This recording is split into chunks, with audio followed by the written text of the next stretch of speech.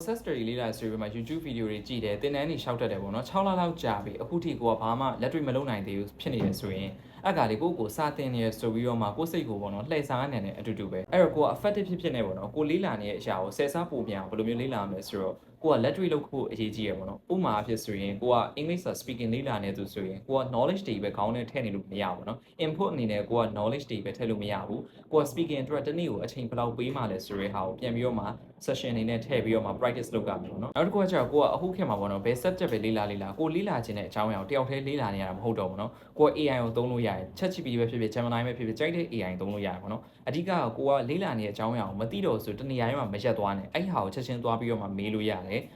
ဒါပေမဲ့ကိုက AI ကပြောတဲ့ဟာကိုပဲအမြဲတမ်းတော့မယုံနဲ့ပေါ့နော်သူပြောတဲ့ဟာမှန်နိုင်ခြေရှိလားဆိုတော့ကိုကချင်းချင်းတက်ဖို့တော့လိုတယ်ပြီးတော့ရင်တော့ကိုက AI နဲ့အမြဲတမ်းအဖော်လုပ်ပြီးတော့မှကိုလေးလာနေတဲ့ subject ကိုသူများထက်အပြန်ရှေ့အောင်လေးလာလို့ရတယ်ပြောမယ်ဆိုကိုတနေရာမှာမရက်သွားပဲနေမှာဥပမာဆိုကိုအင်္ဂလိပ်စာလေးလာနေဆိုကျွန်တော်ပဲလာမေးမယ်ဆိုအင်းမောက်မှာစောင့်နေဆိုအချိန်ကြာသွားမယ်အဲ့တော့ကိုက AI ကိုသွားမေးပြီးတော့မှဒီကြောင်းအရာလေးတွေကိုဘယ်လိုမျိုးလုပ်ကြမလဲဆိုတာကိုမေးပြီးတော့မှအဖြေရှာလို့ရတယ်ကျွန်တော်မမေးနဲ့လို့ပြောတာမဟုတ်နော်မေးလို့ရတယ်ဒါပေမဲ့ချိန်ကြာမှာဆိုလို့အဲ့တော့ကိုကအမြဲတမ်းစာလေးလာပဲဖြစ်ဖြစ်ပဲ subject ပဲလေးလာ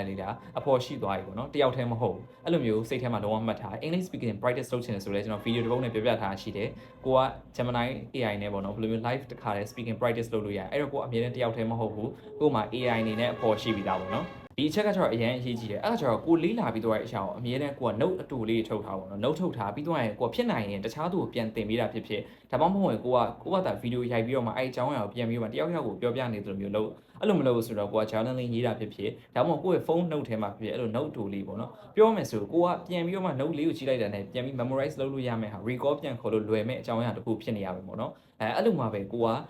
ဒီအချက်လက်တွေကိုမြန်နဲ့မှတ်မိမယ်ပို့ပြီးတော့မှတက်တာမြန်လိမ့်မယ်အဲ့တော့ကျွန်တော်ပြောချင်တဲ့အချက်တွေအကုန်လုံးပြန်ပြီးတော့မှပြန်ချုပ်ပေးမယ်အဲ့ဒါကြောင့်နံပါတ်1အနေနဲ့ဆိုကိုကလက်တွေ့လုပ်ဖြစ်အောင်လုပ်ပါဘယ်ရာပဲဖြစ်ဖြစ်ပေါ့နော်ကိုက English speaking လေးလာနေဆိုခေါင်းနဲ့ input ပဲမထည့်နဲ့ speaking တစ်ခါပါးစကားပြောပြီးတော့မှလေ့ကျင့် video editing လေးလာနေဆိုရင်ကိုက video တွေသွားပြီးတော့မှကြည့်ပြီးတာနဲ့ tutorial တွေကြည့်ပြီးတာနဲ့ချက်ချင်း video clip တူလေးနဲ့ practice လုပ်ကြည့်ပေါ့နော်ဒီလိုပုံစံမျိုးကိုပြောချင်တာပါဒုတိယတစ်ခုကကျတော့ကိုကအမြဲတမ်းရက်မနေပါနဲ့ကိုကမသိတော့ဆိုမရက်နေတယ်ပေါ့နော်အဲ့တော့ AI မှာသွားပြီးတော့မှမေးလို့ရတယ်ကိုမေးချင်တဲ့အကြောင်းအရာနောက်ဆုံးတစ်ခုအနေနဲ့ဆိုရင်ကိုသိချင်တဲ့လေးလာပြီးသွားတဲ့အကြောင်းအရာတွေအကုန်လုံးကိုအမြဲတမ်း note ပြန်ထုတ်ထားပါတခြားသူပြန်ရှင်းပြလို့ရရင်ပို့ပြီးတော့မှကောင်းတယ်ပေါ့နော်အခုလက်ရှိကိုယ်တိုင် set story လုပ်ပြီးလေးလာနေတဲ့ skill တွေရှိရင်လည်း comment မှာမှတ်ခဲ့ပါ follow me for more